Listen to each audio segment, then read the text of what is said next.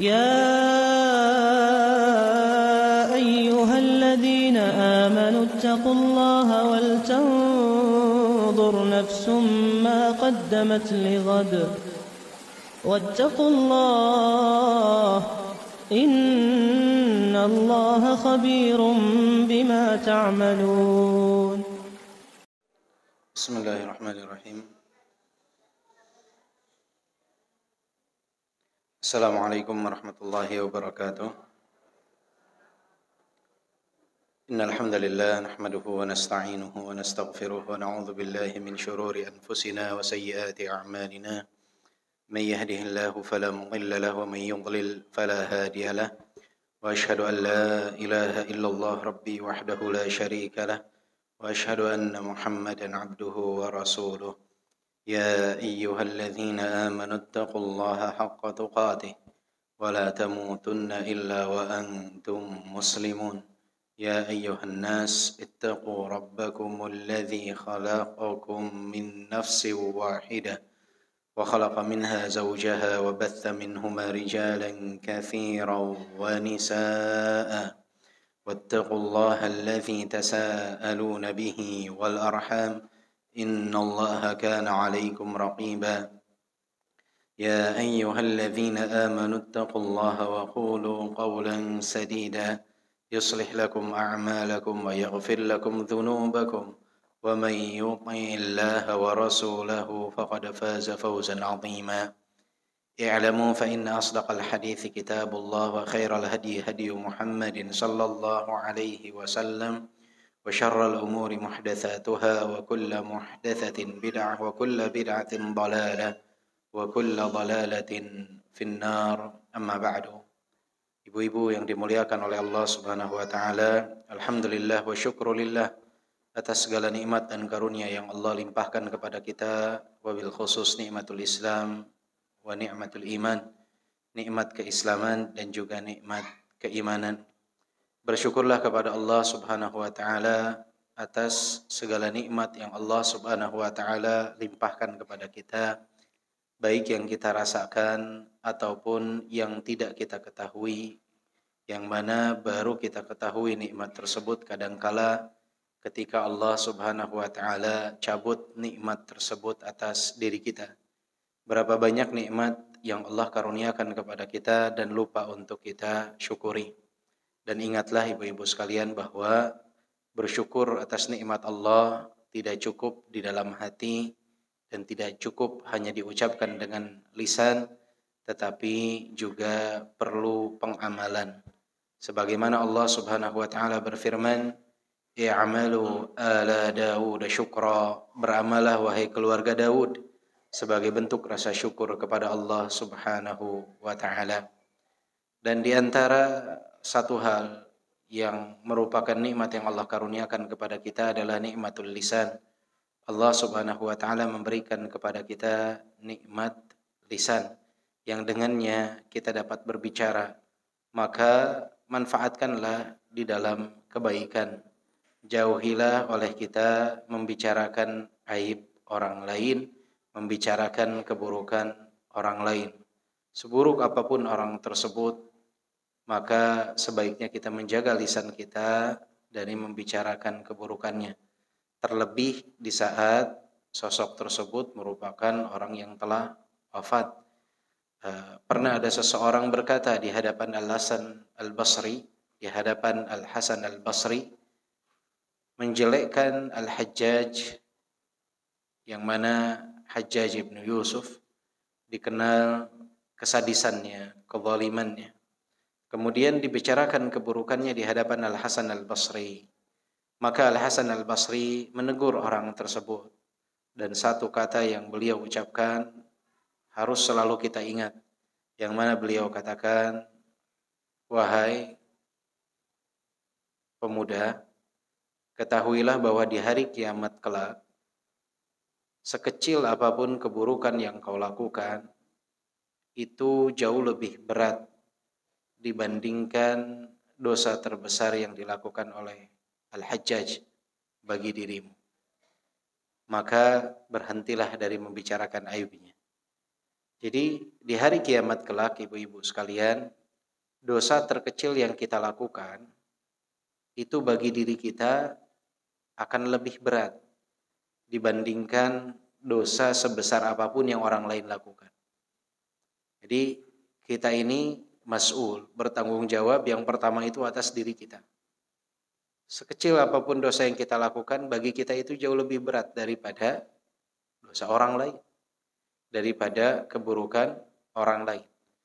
Maka daripada kita sibuk untuk memikirkan dosa orang lain, lebih baik sibuk untuk memikirkan dosa diri kita sendiri.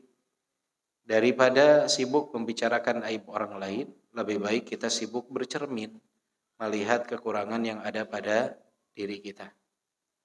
Dan ketahuilah bahwa membicarakan aib orang lain, membicarakan dosa orang lain, membicarakan kekurangan orang lain hanya akan mengikis hati kita saja, yang mana akan menodai hati kita dan akan berpengaruh kepada amalan diri kita.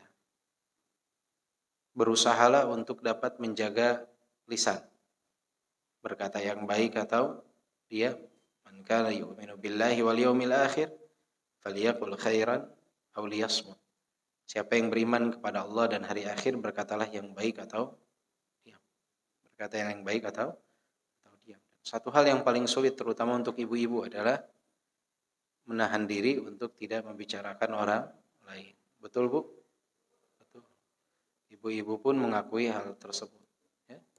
Betul-betul mengakui hal tersebut. Jadi agak sulit tuh untuk menahan diri tidak membicarakan orang lain. Yang saya sering katakan bahwa kadangkala di dalam kajian sendiri, datang pengajian, pulang itu bukan membawa ilmu, tapi yang paling diingat adalah kekurangan-kekurangan orang lain. Dari baju orang, pakaiannya,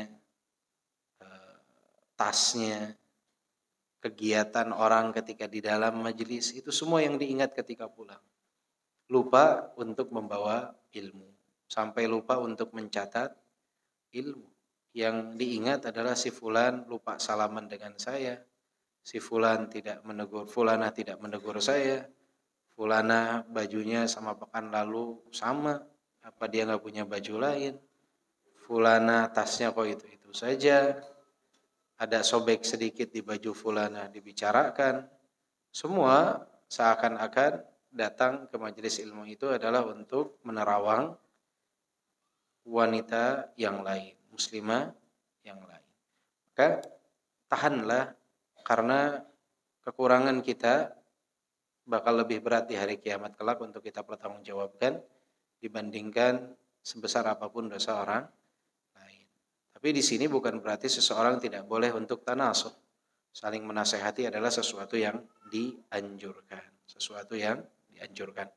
Baik, ibu-ibu yang dimuliakan oleh Allah Subhanahu wa taala, insyaallah pagi ini kita akan melanjutkan pembahasan kita dari Syarah Umdatul Mar'ah, yang mana berisi kitab ini 100 hadis pilihan berkenaan dengan wanita, yang ditulis oleh Dr. Adil Al-Hamad hafizahullah taala.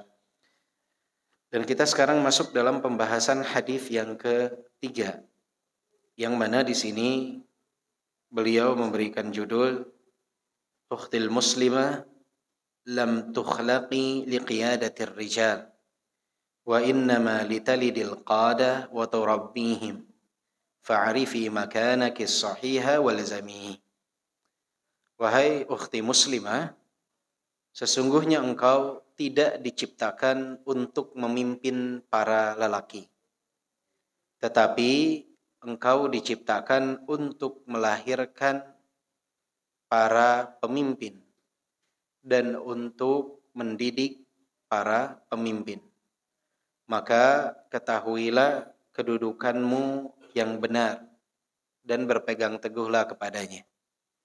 Jadi Allah Subhanahu wa taala menakdirkan wanita bukan untuk menjadi pemimpin bagi laki-laki, akan tetapi untuk melahirkan dan membimbing, membesarkan dan juga mendidik para calon pemimpin.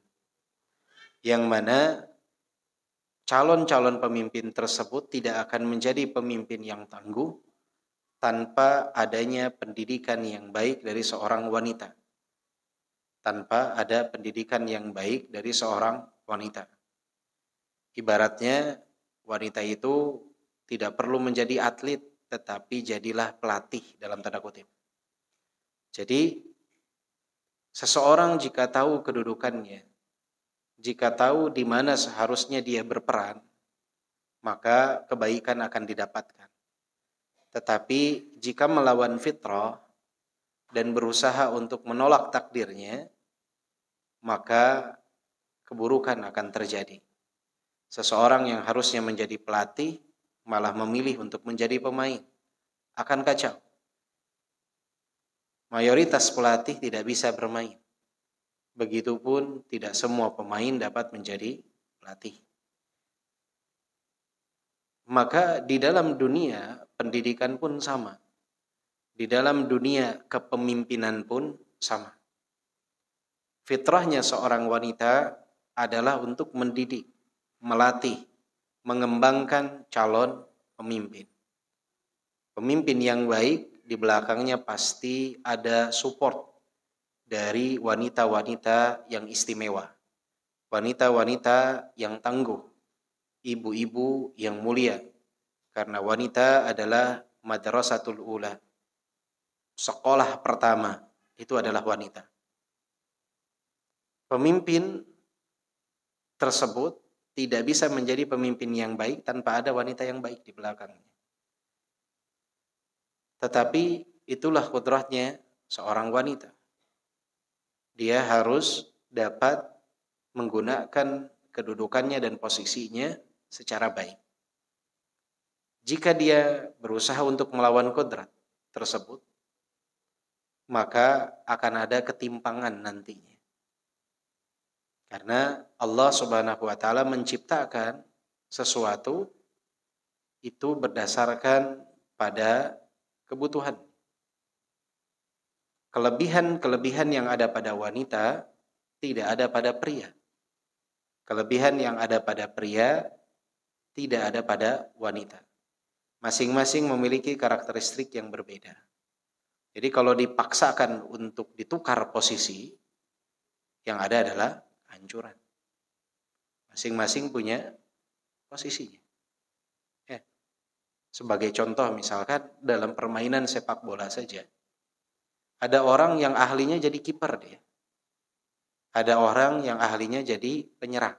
Tugas dia mencetak gol. Kalau kiper mengatakan, kok tugas saya di belakang saja jaga gawang. Saya pengen juga mencetak gol ke depan.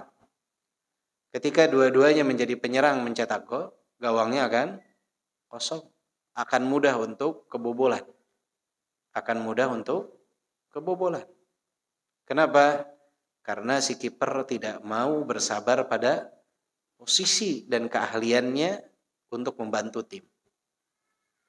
Sama juga kalau si penyerang dia berpikir bahwa saya lebih baik di gandang saja, dekat gawang saja, membantu kiper. Akhirnya ketika ada serangan dia tangkap bola tersebut, bukannya bagus malah jadi penalti. Kacau pertandingan tersebut. Analogi sederhana ini, ibu-ibu sekalian yang dimuliakan oleh Allah Subhanahu wa taala, seharusnya mudah untuk difahami bahwa setiap orang itu hebat ketika dia menguasai bidangnya. Ketika dia mau berada pada posisinya. Tetapi di saat dia menerjang apa yang tidak seharusnya ada pada dirinya, apa yang tidak seharusnya diambil alih, maka akan terjadi kekacauan. Dalam ruang lingkup yang sangat kecil saja dalam keluarga, tugas wanita adalah untuk mendidik anak-anak di dalam rumah, menjadi menteri dalam negeri bagi seorang suami. Tetapi jika berusaha untuk ditukar, si wanita ini yang keluar pergi mencari nafkah, kemudian si laki-laki yang bertugas mengurus keluarga, kira-kira apakah dapat melakukan tugas sebagaimana mestinya si laki-laki tersebut? Tidak akan. Tidak akan. Kenapa? Karena laki-laki itu tidak bisa tidak bisa bekerja beberapa hal dalam satu waktu, tidak seperti wanita. Wanita dia bisa mencuci sambil memasak, sambil mengurus anak dalam satu waktu. Pria tidak bisa seperti itu. Tugasnya pria adalah mencari nafkah. Pria ketika di luar, dia mendapatkan tekanan, mendapatkan ancaman, mendapatkan kesulitan, sampai ke rumah, permasalahan itu bisa dia tinggalkan di depan gerbang pintu rumahnya. Masuk ke dalam rumah dengan senyuman. Karakter ini tidak bisa dimiliki oleh wanita. Wanita ketika di luar rumah mendapatkan masalah, masuk akan dia bawa atau tidak? Akan dibawa.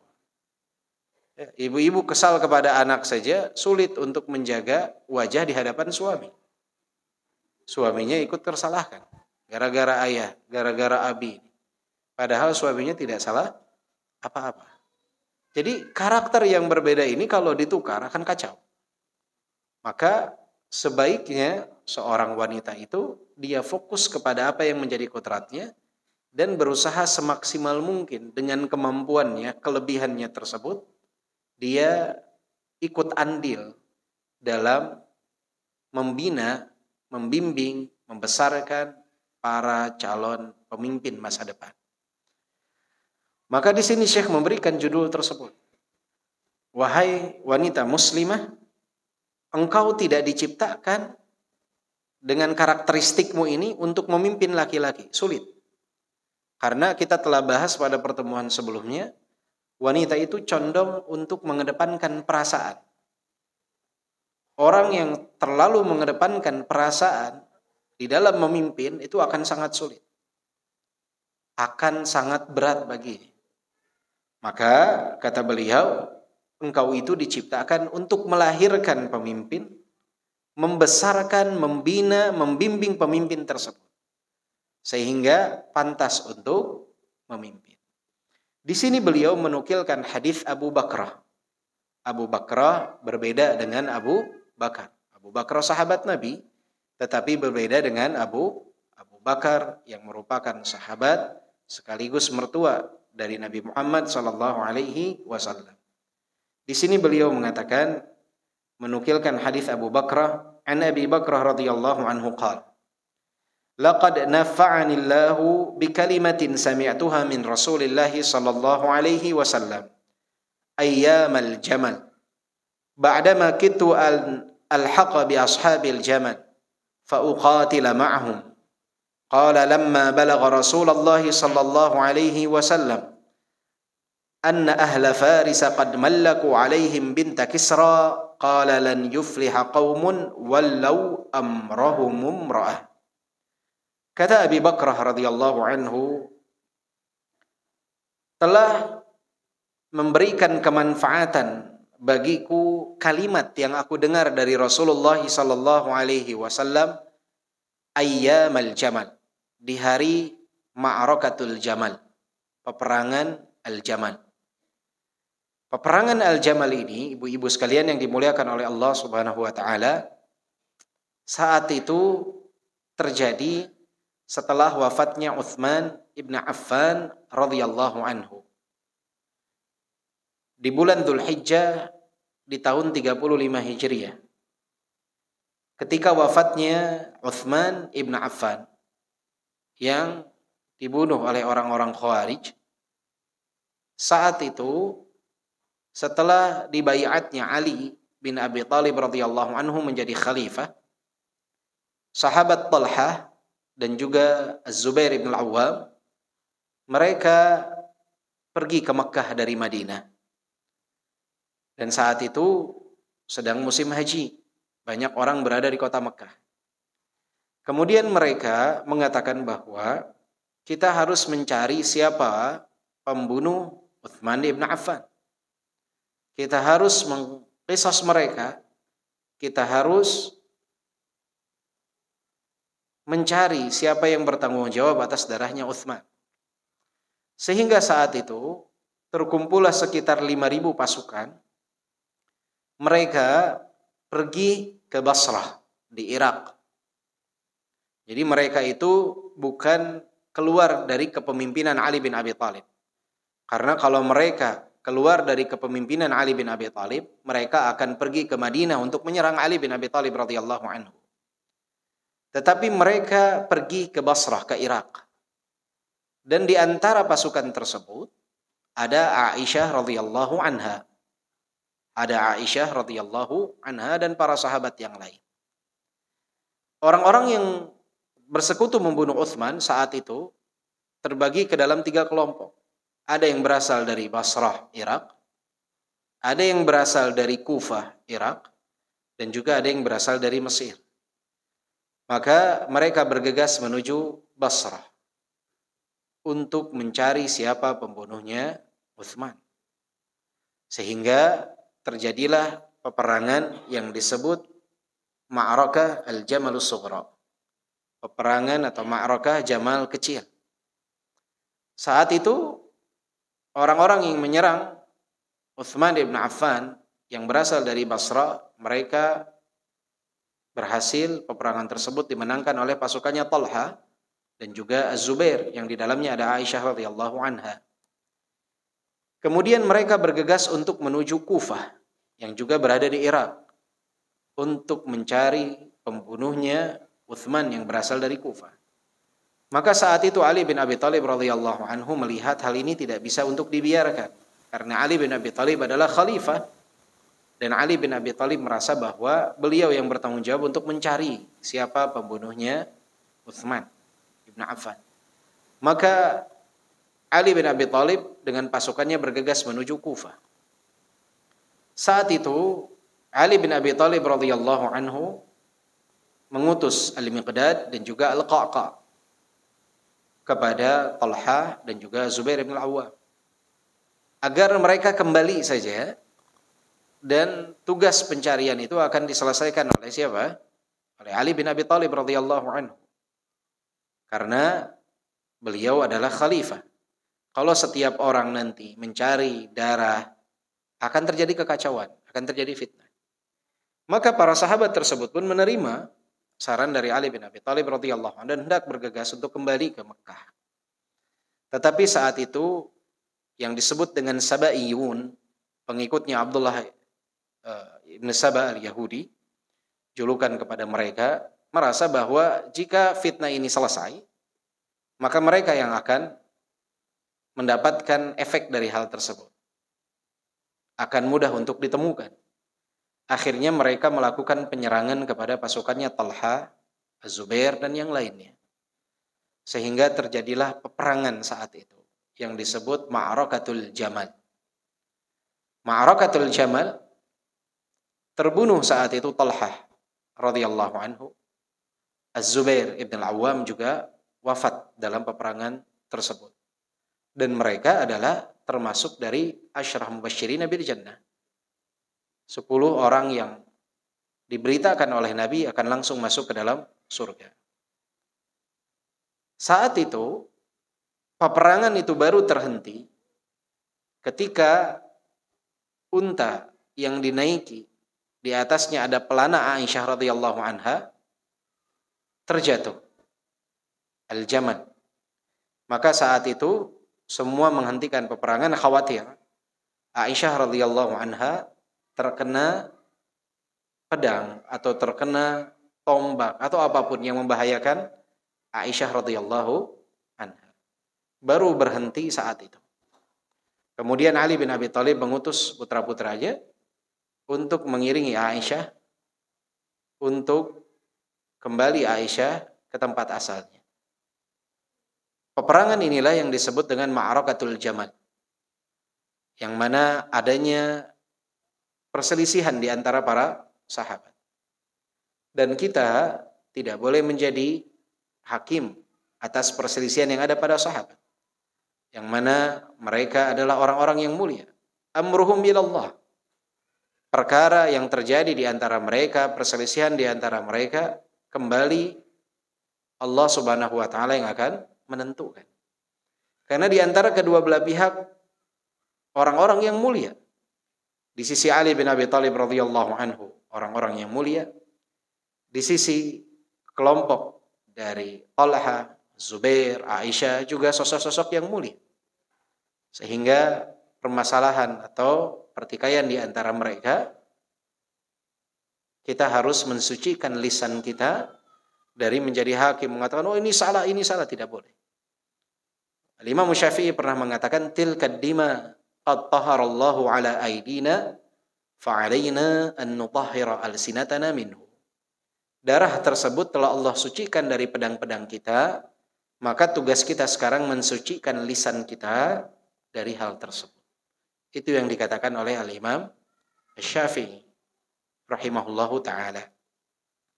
Nah, hadis Abi Bakrah ini bertepatan dengan hal tersebut. Jadi saat peperangan Al-Jamal, Abu Bakrah itu berencana untuk ikut dalam pasukannya Aisyah radhiyallahu anha.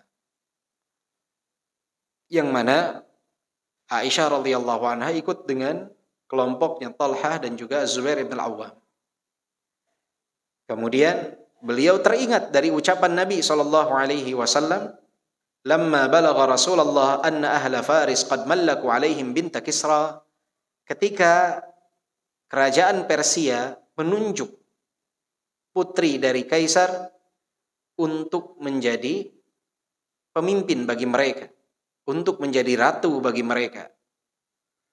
Putri daripada Kisranya Faris. Maka Nabi SAW berkata, "Lan yufliha qaumun wallau amrahum imra'ah." Tidak akan mendapatkan kemenangan, kebaikan suatu kaum yang mana dipimpin oleh wanita. Dipimpin oleh wanita. Sehingga Abu Bakrah mengurungkan niatnya untuk ikut dalam ma'rakah tersebut. Hadis ini, ibu-ibu sekalian yang dimuliakan oleh Allah Subhanahu wa taala, bukan khusus untuk kerajaan Persia saja. Kenapa? Karena hadis ini digunakan oleh sahabat Abu Bakrah dalam peperangan Al-Jamal yang saat itu Aisyah radhiyallahu anha berada di dalamnya. Sehingga ada beberapa poin yang dapat kita petik daripada hadis ini. Beberapa faedah yang dapat kita petik dari hadis ini. Yang pertama adalah man'u tawliyatil mar'ah al-wilayat al-ammah. Larangan bagi wanita untuk menjadi pemimpin atas kepemimpinan yang bersifat umum. Artinya wanita boleh dia menjadi pemimpin untuk wanita. Tetapi jika di sana ada pria, maka wanita tidak boleh untuk menjadi pemimpinnya. Jika ada sekolah lil banat, sekolah khusus wanita, bolehkah kepala sekolahnya wanita? Boleh. Karena memimpin sesama wanita. Dalam hal yang lebih kecil saja, dalam sholat berjamaah, jika ada seorang wanita, dia seorang qari'ah, juara MTQ nasional misalnya. Kemudian di sana masih ada laki-laki yang baru Iqra 5. Siapa yang lebih layak untuk mengimami sholat berjamaah? Apakah qari'ahnya yang juara nasional atau bapak-bapak yang masih belajar Iqra 5? Laki-laki tetap kan ya? Itu di dalam apa? Sholat. Di dalam sholat tetap laki-laki yang harus menjadi imam. Maka dalam perkara yang besar pun sama.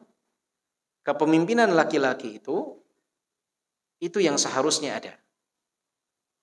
Dan wanita boleh untuk menjadi pemimpin dalam barisan wanita. Tetapi jika yang bersifat umum, di sana ada pria dan wanita, maka larangan ini berasal dari Nabi SAW yang melarang wanita untuk memimpin. Mengapa? Karena tadi kembali, kudratnya wanita, karakteristiknya wanita, itu tidak diperuntukkan untuk menjadi pemimpin bagi pria. Tetapi karakteristik mereka itu untuk mendidik, membesarkan, membina para calon pemimpin. Apakah berarti wanita itu dianggap lebih rendah daripada pria? Tidak, sama sekali. Pemimpin, dia tugasnya membesarkan para calon pemimpin. Tidak akan besar pemimpin tersebut tanpa wanita yang hebat. Makanya suka timbul perkataan bahwa jika seorang jenderal itu bintang 3, di belakangnya pasti ada wanita yang bintang 4. Istrinya, dia bintang 3, istrinya pasti bintang 4. Karena apa? Karena arahan dari istri itu sangat luar biasa. Nasihat dari seorang istri sangat luar biasa. Apalagi seorang ibu. Apalagi seorang ibu. Kemudian dari hadis ini juga Syekh mengatakan di sini, la tatara'asul mar'atur rijal la fil amali wala fil bait. Wanita itu tidak boleh memimpin laki-laki, baik di dalam dunia pekerjaan ataupun di dalam rumah. Kira-kira kacau tidak jika yang jadi pemimpin di rumah adalah wanita? Ibu-ibu? Kacau, ibu-ibu mengakui sendiri. Kenapa? Karena tadi wanita itu lebih mengedepankan perasaan biasanya. Kemudian jika wanita yang menjadi pemimpin akan kacau. Disinggung sedikit dia bisa mengundurkan diri. Dia jadi presiden, disinggung sedikit, sudah saya mengundurkan diri. Kacau. Belum waktunya. Bakal kacau. Tapi kalau laki-laki agak sedikit lebih mengedepankan akalnya, maka lebih cocok untuk jadi pemimpin. Coba jika ucapan talak ada pada wanita. Setiap pekan akan terjadi talak. Iya, sedikit-sedikit dia akan bilang, sudah, kamu saya ceraikan. Akan seperti itu terus. Maka diberikanlah tugas tersebut kepada pria. Tidak cocok untuk wanita berada di dalamnya. Tapi apakah wanita berarti di bawah pria? Tidak. Islam itu adil.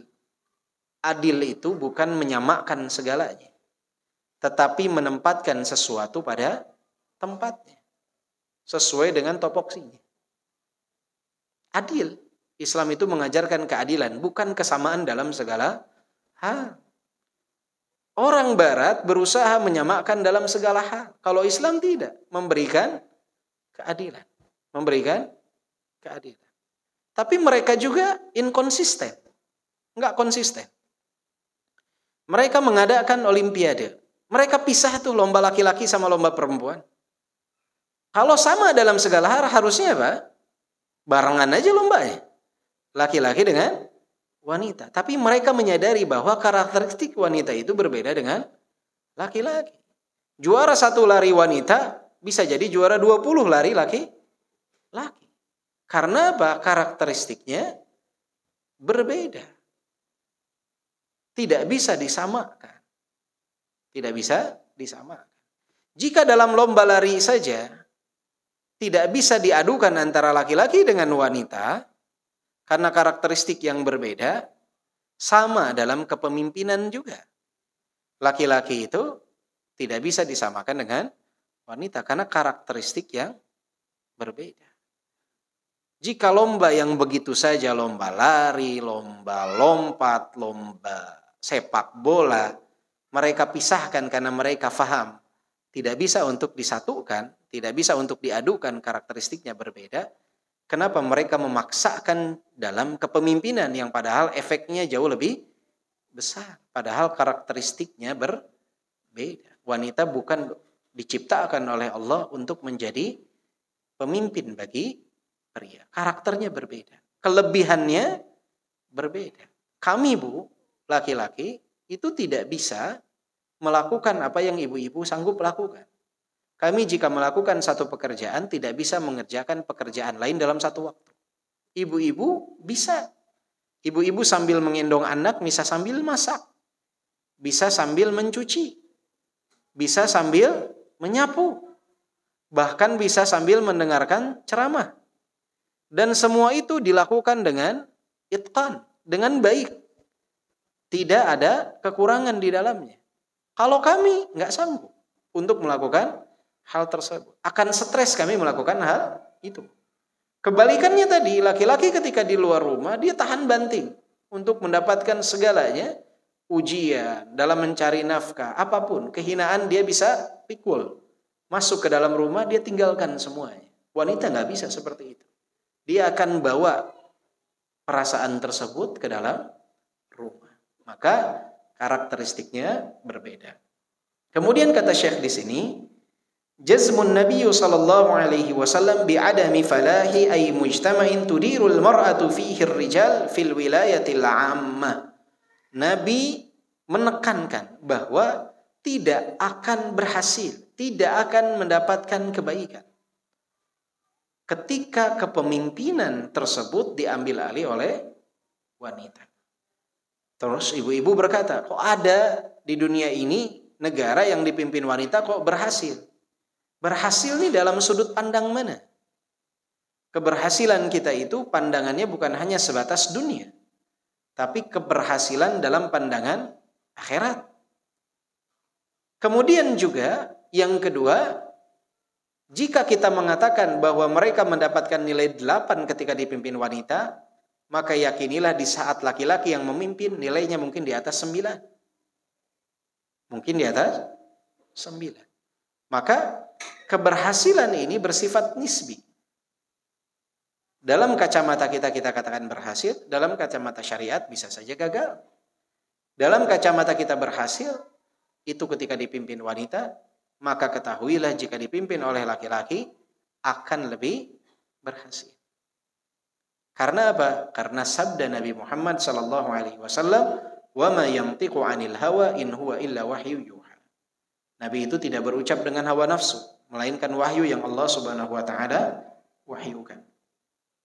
Kemudian Nabi sallallahu alaihi wasallam pun di antara hikmah yang dapat kita petik dari hadis ini, kata Syekh mengatakan, "Tashni'un nabi li hadzal fi'l innama yasduru 'an wahyin min Allah, alladhi khalaqal mar'ah wa huwa subhana al-khabir bi tabi'atiha wa ma yunasibuha min al-a'mal." Ucapan Nabi SAW ini keluar dari lisan beliau bukan karena hawa nafsu, berdasarkan wahyu dari Allah Subhanahu wa taala. Allah yang telah menciptakan wanita dan Allah sangat mengenal, sangat mengetahui tentang tabiat dari wanita dan apa yang paling cocok untuk mereka lakukan. Karakter mereka itu cocoknya melakukan ini dan itu. Oleh sebab itu Allah membagi tugas bagi laki-laki dan wanita. Karena Allah lah yang menciptakan laki-laki dan menciptakan wanita. Allah berikan keadilan, masing-masing diberikan kelebihan. Dari kelebihan tersebutlah mereka memiliki tugas yang sama pada hakikatnya untuk membawa umat ini kepada keberhasilan.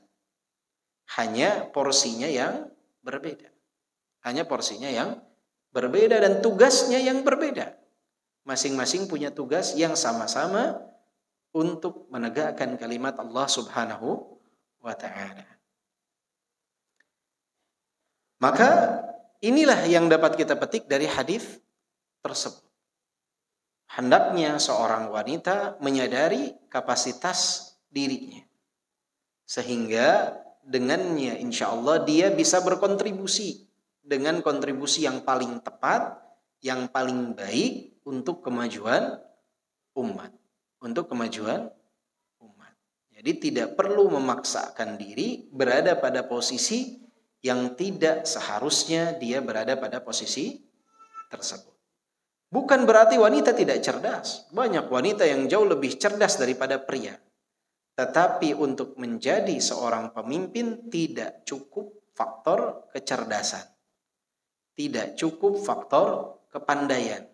Tapi ada faktor-faktor lain yang mana karakteristik seorang pemimpin mu'dhamnya secara mayoritas berada pada pria. Seperti itulah Allah Subhanahu wa taala menciptakan. Makanya dalam ruang lingkup keluarga saja Ar-rijalu qawwamuna 'alan nisa. Laki-laki adalah pemimpin bagi wanita.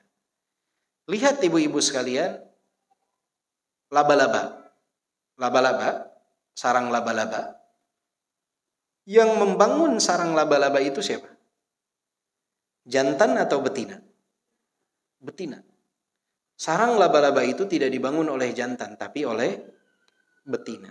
Apa efeknya ketika betina yang membangun rumah tersebut? Allah sebutkan dalam Al-Quran, auhanan buyut. Rumah yang paling rapuh. Rumah yang paling rapuh itu apa? Rumahnya ankabut. Rumahnya laba-laba. Maka sering ada orang yang mengatakan bahwa jika ingin rumah tangga seseorang itu kuat, maka jangan yang jadi pemimpin wanita. Nanti efeknya akan seperti laba-laba. Akan rapuh sekali. Kenapa? Karena bukan seharusnya mereka memimpin di dalam rumah tangga. Jadi seorang laki-laki, ibu-ibu nih, mayoritas wanita yang sekarang jadi pemimpin. Mungkin ibu-ibu tidak perlu menjawab, tapi ibu-ibu cukup jawab dalam diri sendiri.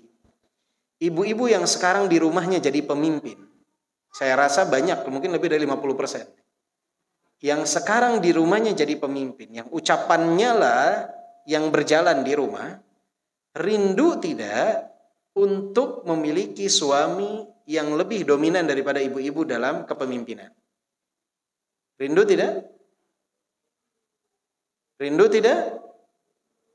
Berarti jawab, berarti ya mayoritas. Ya. Wanita yang telah menduduki posisi kepemimpinan dalam rumah tangga akan ada kekosongan dalam dirinya, ingin untuk dipimpin, ingin untuk diayomi, karena itu adalah fitrahnya wanita. Karena itu adalah fitrahnya wanita. Mereka senang untuk diayomi, senang untuk dilarang, senang untuk diarahkan. Itu fitrahnya wanita. Maka ketika dia mengambil alih kedudukan suami dalam rumah tangga pun, dia akan masuk pada satu masa yang dia merindukan kepemimpinan pria. Nah, ini bahaya. Kalau ternyata pada suaminya hal tersebut tidak didapatkan, maka tidak sedikit munculnya, mohon maaf, perselingkuhan dan hal-hal yang naudzubillahi min dzalik. Itu sebabnya adalah salah satunya ketika adanya pertukaran posisi yang keluar dari kodrat tersebut. Jadi si laki-laki di dalam rumah tangga, kok saya begini amat, saya kan jiwa saya ini pemimpin.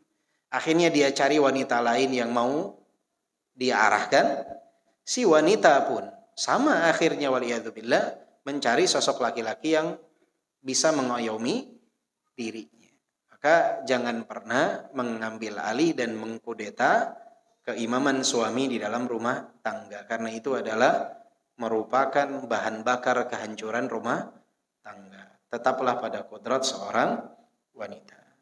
Kemudian hadis yang keempat, Syekh di sini mengatakan, ihdhari at-tashabbuha birrijal fa innahu yamsakhu syakhsiyatak. Fa innahu yamsakhu syakhsiyataki. Wahai ukhti muslimah, hindarkanlah oleh kalian menyerupai laki-laki. Karena hal tersebut akan menghapus kepribadianmu. Jadi seorang wanita tidak boleh menyerupai laki-laki. Tidak boleh menyerupai laki-laki dari sikap dan juga penampilan. Jangan menormalkan hal tersebut. Dari semenjak kecil diarahkan wanita untuk tetap menjadi wanita dan laki-laki untuk tetap menjadi laki-laki. Jangan dianggap sebagai sesuatu yang normal. Jadi harus diarahkan. Ketika ada kecondongan anak laki-laki ke arah kewanitaan, arahkan untuk tetap berada pada koridor laki-laki.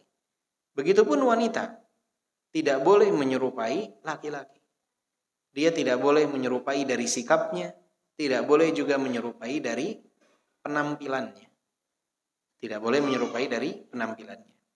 Di sini beliau membawakan hadis Abdullah bin Abbas radhiyallahu anhuma Yang mana beliau berkata, la'ana Rasulullah sallallahu alaihi wasallam al-mutasyabbihina minar rijali bin nisa wal mutasyabbihati minan nisa'i bir rijal. Rasulullah sallallahu alaihi wasallam melaknat.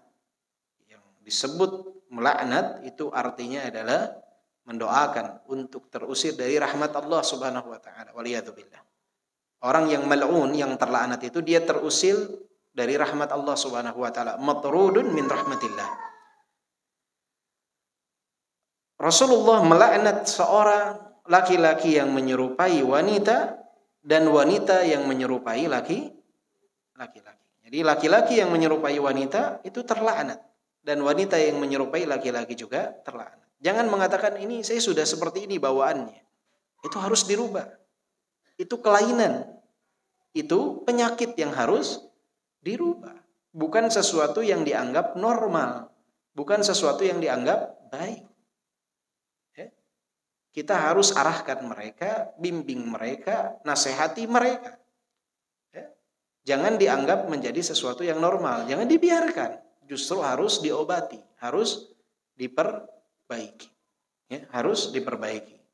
Dari hadis ini kata Syekh Hafizahullah mengatakan, ada beberapa faedah yang dapat kita petik. Yang pertama adalah hurmatu tasyabbuhil mar'ah bir rajul. Diharamkan bagi seorang wanita untuk menyerupai laki-laki. Jadi, jika ada karakteristik laki-laki dari pakaian, penampilan, wanita tidak boleh untuk mengikutinya. Misalkan, laki-laki pakainya thawb, gamis, yang gamis laki-laki. Itu tidak boleh dipakai oleh wanita. Kebalikannya wanita pun, laki-laki pun tidak boleh menyerupai wanita. Kadang di zaman sekarang dianggap sebagai lucu-lucuan. 17 Agustus. Lomba-lomba banyak main bola pakai daster wanita. Atau wanita menggunakan pakaian laki. Kemudian tertawa-tawa, nggak boleh. Mau candaan. Candaan itu tidak boleh menyebabkan seseorang masuk dalam kemaksiatan. Hal tersebut adalah hal yang dilarang, nggak boleh. Punya tanggung jawab nih orang yang mengadakan lomba-lomba seperti itu di hadapan Allah. Dan sangat disayangkannya sering terjadinya justru di sekolah-sekolah Islam hal tersebut. Bahkan dengan istilah ini kan teater, penampilan karya seni, kemudian pentas seni, maka nggak masalah. Enggak, ini masalah, nggak boleh dianggap sebagai sesuatu yang wajar. Anna tashabbuhal mar'ah birrajul minal kabair. Ketika seorang wanita menyerupai laki-laki ataupun kebalikannya, ini merupakan salah satu dari dosa besar. Kenapa disebut salah satu dari dosa besar? Karena ada pelaknatan dari Nabi SAW. Menandakan perbuatan tersebut adalah bukan dosa kecil, tetapi dosa besar. Anna uqubata tashabbuhil mar'ah birrajul al-la'nu ala lisani Rasulillah sallallahu alaihi wasallam. Salah satu hukuman yang akan didapat oleh mereka yang menyerupai laki-laki adalah laknat dari lisan Rasulullah sallallahu alaihi wasallam. Ini sesuatu yang mengerikan, ibu-ibu sekalian. Jangan dianggap sebagai sesuatu yang wajar. Annal Islam harisa ala tamayyuzi syakhsiyatil mar'ah wa tafarrudiha an syakhsiyatir rajul. Islam itu sangat peduli sekali untuk membedakan antara kepribadian wanita dengan laki-laki.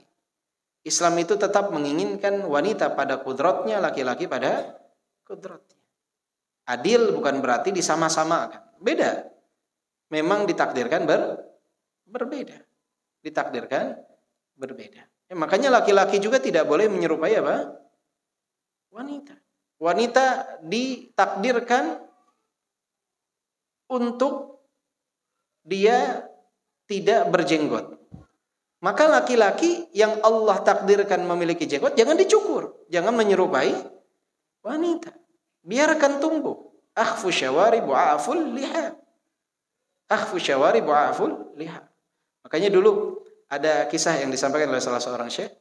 Ada seorang ayah yang menggendong anaknya dan ayah tersebut berjenggot, menggendong anaknya bayi, nangis anaknya digendong oleh ayahnya yang berjenggot.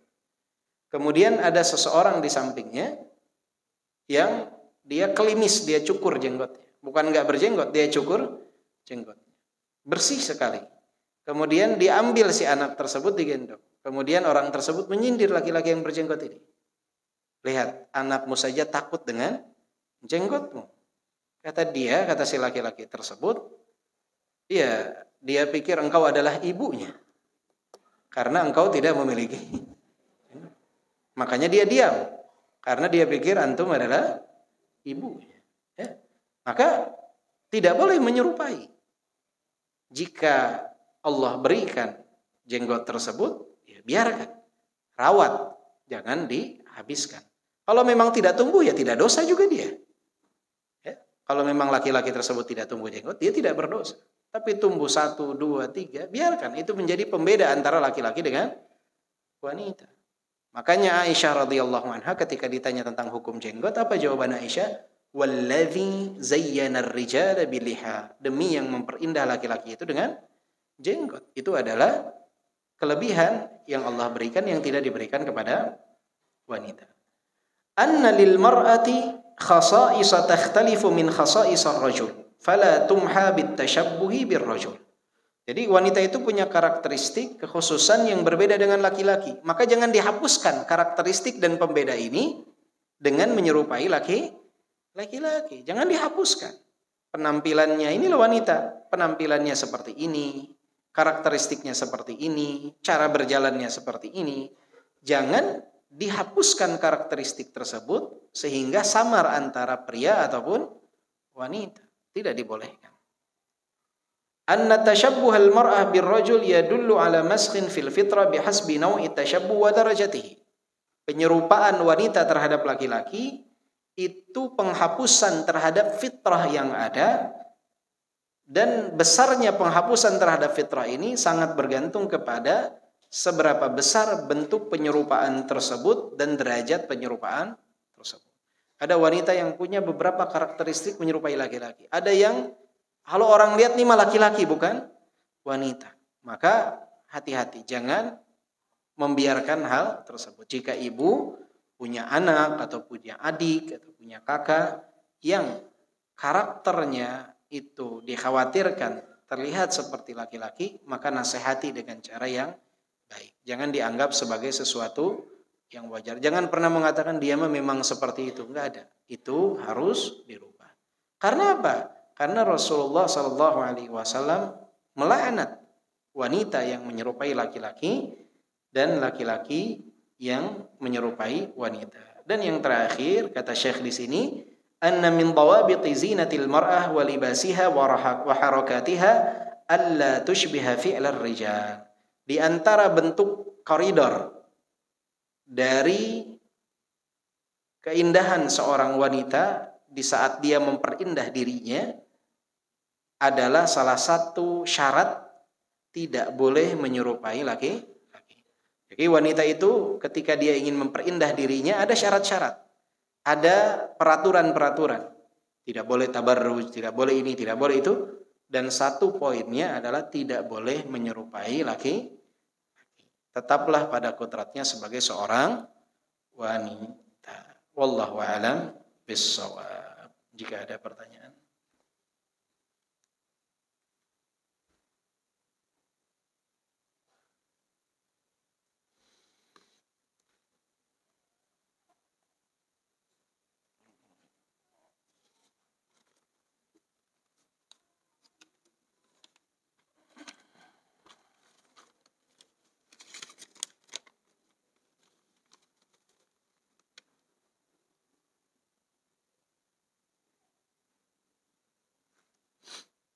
Assalamualaikum warahmatullahi wabarakatuh. Ada yang bertanya, mohon nasihatnya hukum bagi orang yang melewati orang yang sedang sholat.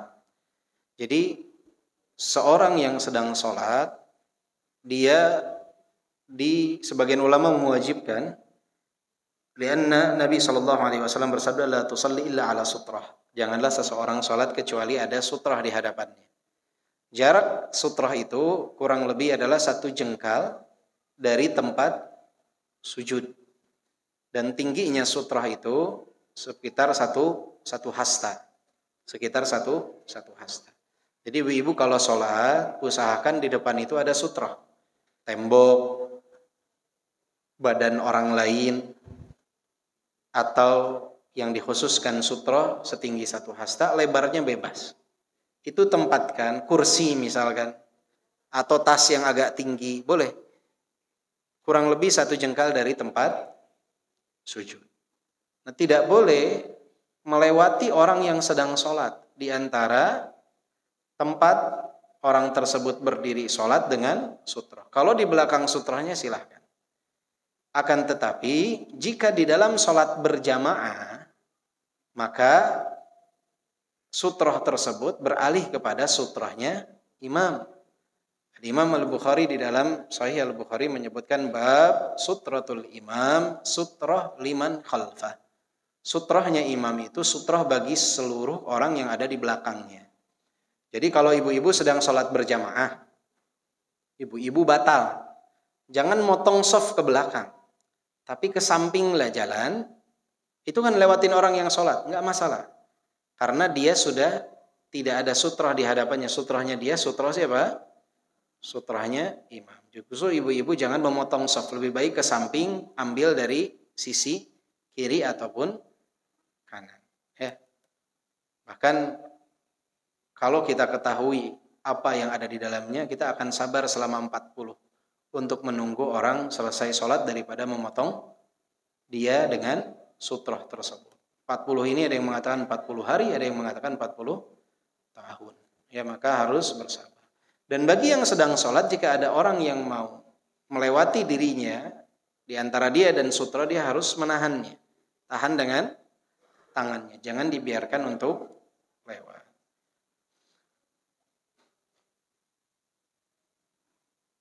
Hukum pakaian wanita, bolehkah bentuk kaki terlihat walaupun tertutup dengan kaos kaki, dan hukum pakaian itu 1 jengkal dari mata kaki? Ya, wanita itu pakaiannya yang afdol, sunnahnya bagi wanita itu adalah 1 jengkal dari mata kaki sampai 1 hasta.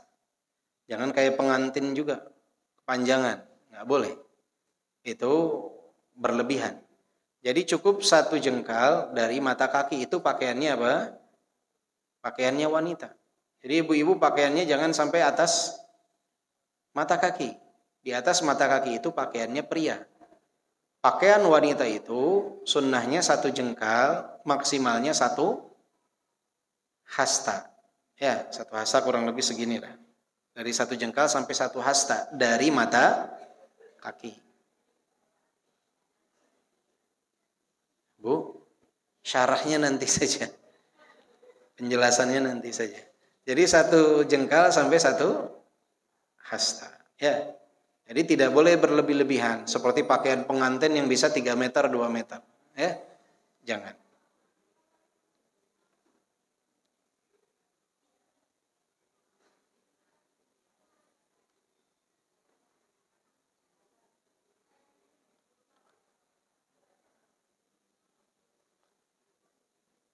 Apakah berdosa apabila ikut berpartisipasi dalam rangka acara 17 Agustusan, yang mana di dalam acara tersebut ada musik atau nyanyi-nyanyi dan kemungkaran juga bercampur baur antara laki-laki dan perempuan?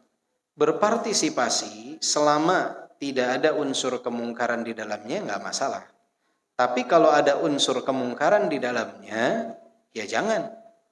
Misalkan ikut perlombaan yang ada perjudian di dalamnya, mendaftar dengan uang pendaftaran, pemenangnya hadiahnya akan diberikan dari uang pendaftaran tersebut, nggak boleh, itu perjudian. Atau ibu-ibu misalkan ikut lomba joget balon, nggak boleh, haram, tidak boleh. Atau ibu-ibu lomba tadi pakai pakaian pria, karnaval, nggak boleh, haram.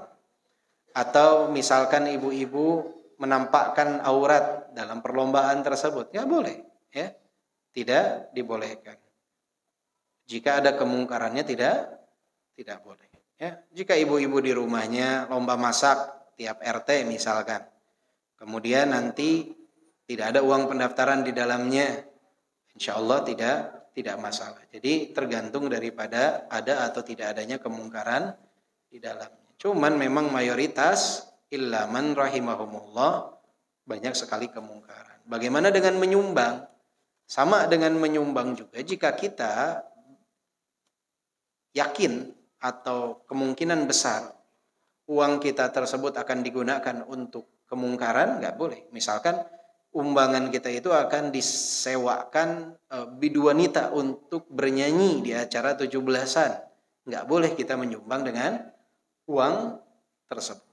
Maka kalau misalkan dimintai sumbangan, lebih baik kita tanya, ada lombanya apa saja. Misalkan ada lomba masak ibu-ibu, udah saya mau nyumbang kipas angin untuk juara lomba masak ibu-ibu. Misalkan, lebih baik dalam bentuk barang yang kita tahu tidak akan digunakan untuk kemungkaran. Ya, jadi lebih baik menyumbang dalam bentuk barang yang tidak akan digunakan untuk kemungkaran. Ya. Dan ibu-ibu perlu diketahui juga bahwa di saat ibu-ibu mengetahui suatu hukum, itu akan tidak semua orang itu sudah sampai pemikirannya ke sana. Jadi ibu-ibu perlu hikmah di dalam menjelaskan. Perlu hikmah di dalam menjelaskan. Ya, perlu hikmah di dalam menjelaskan. Jangan beledak-beleduk kalau orang Sunda bilang, ya. Harus hikmah di dalam menjelaskan.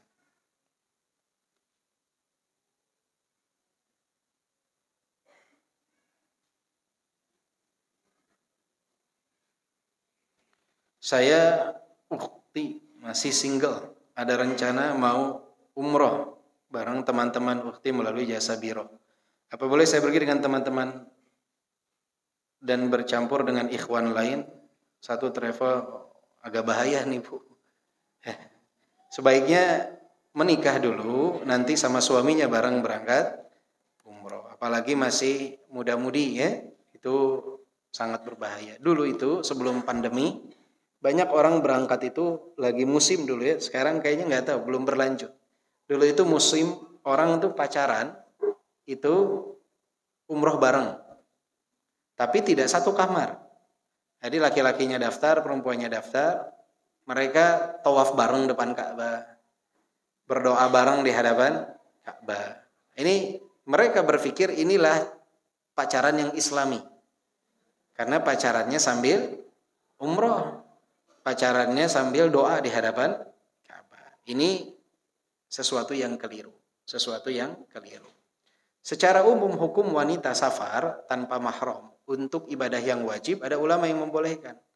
Jadi wanita boleh tidak pada hakikatnya jika dia umrohnya merupakan umroh wajib, belum pernah, bolehkah untuk berangkat sendiri tanpa mahram? Boleh asalkan ada rifqatun aminah, kelompok yang dirasa aman.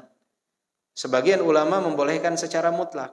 Mau dia safar wajib ataupun safar sunnah, selama dirasa ada rifqatun aminah, kelompok yang dirasa aman, maka dibolehkan untuk mereka safar tanpa mahram. Sebagian ulama lagi mengatakan tidak boleh karena hadis Rasulullah tusafirul mar'ah illa ma'adhi mahram.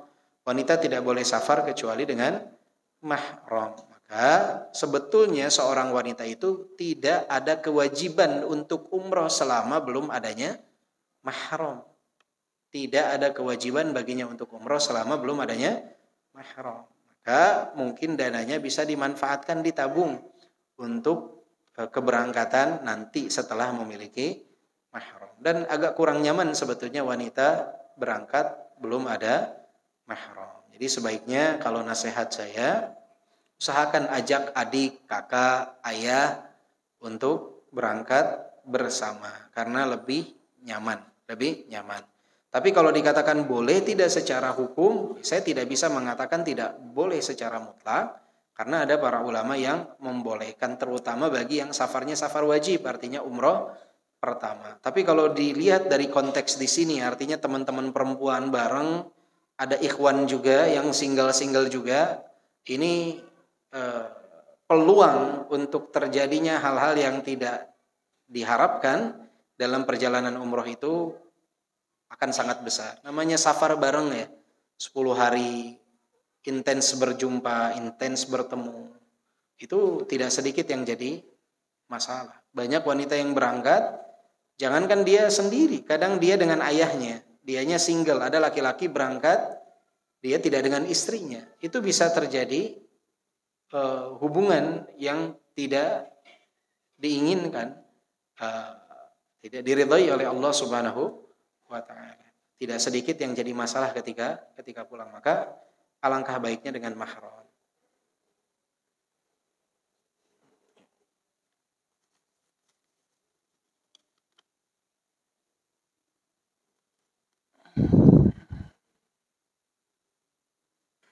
Apakah boleh memberikan sedekah ke kerabat untuk acara hajatan meninggal? Meninggal ada hajatnya?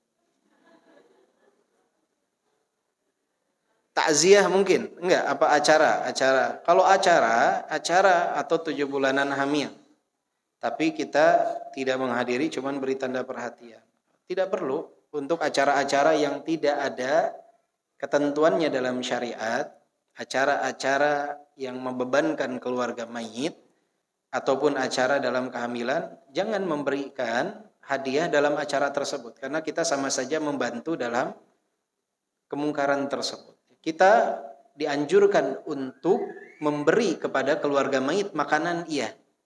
Tetapi kita bisa memberikan makanan tersebut misalkan di hari kematiannya, atau jika acaranya di hari ketiga, kita kasih di hari kedua, kita beri makanan yang kira-kira tidak bisa digunakan di hari ketiga saat acara tersebut. Justru kalau kita menyumbang di acara, inti dari acara yang tidak ada tuntunan dari Nabi, sama saja kita saling tolong-menolong dalam hal tersebut. Maka memberi makanan kepada keluarga, al-aqrabuna aula bil ma'ruf, itu sesuatu yang dianjurkan. Memberi makanan kepada keluarga yang meninggal, kepada keluarganya, ada yang meninggal di sana atau tetangga, ada yang meninggal, memberi makanan sesuatu yang dianjurkan. Tetapi memberi makanan untuk acara-acara yang tidak dianjurkan, maka hal tersebut dihindari. Jangan ya. Jadi saya nggak enak dong, saya nggak hadir, maka saya nggak beri makanan. Beri makanan sebulan sebelumnya. Kalau acara 7 bulanan ya 6 bulan datang ke rumahnya beri hadiah. Dia juga nggak akan komplain ketika bulan ke-7 tidak datang. Ya.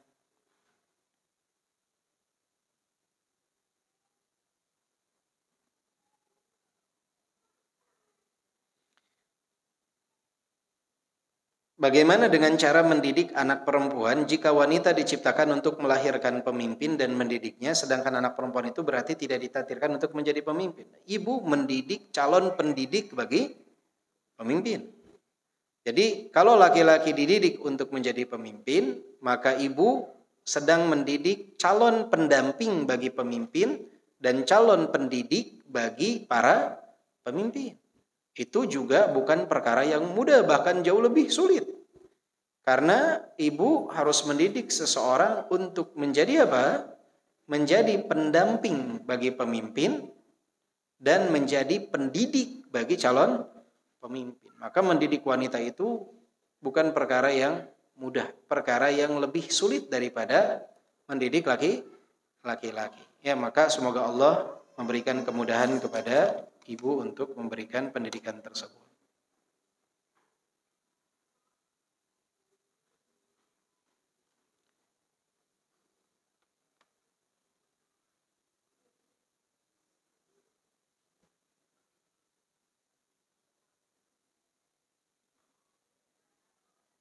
Izin bertanya, ibu saya meninggal dunia, lalu bapak saya menikah lagi. Apakah istri dari bapak saya mahram bagi suami saya? Tidak. Istri dari mertua, bapak mertua itu bukan mahram bagi suami ibu. Jadi suami ibu bukan mahram bagi istri bapaknya ibu. Paham ya? Jadi si bapak, ini suami istri. Si istri punya bapak. Bapaknya menikah lagi. Nah, istrinya ini dengan suaminya bukan mahram, tidak boleh untuk bersentuhan. Dan anak laki-laki saya, kalau anak laki-lakinya mahram kepada si istri dari kakeknya. Karena itu merupakan istri daripada kakeknya. Tapi kalau suaminya bukan mahram kepada istri dari bapaknya, tapi anak-anaknya mahram bagi istri dari kakeknya. Jelas Bu ya?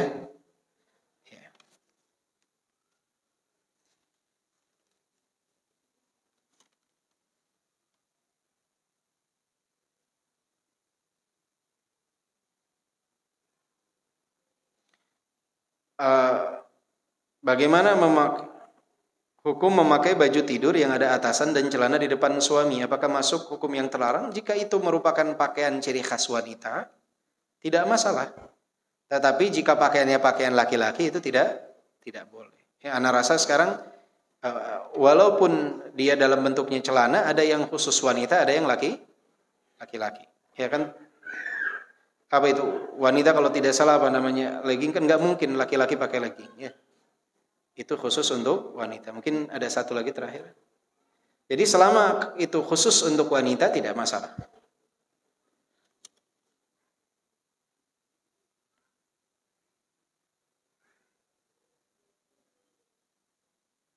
Bagaimana hukumnya jika anak terlahir dengan dua kemaluan dan lebih dominan di salah satu genetiknya? Apakah tetap melawan fitrah atau kodrat ketika memilih salah satu atau yang dominan? Ini ada kelainan, maka harus dilihat kembali dari beberapa faktor. Nah, ini bukan termasuk dari melawan kodrat karena dia punya dua kelamin.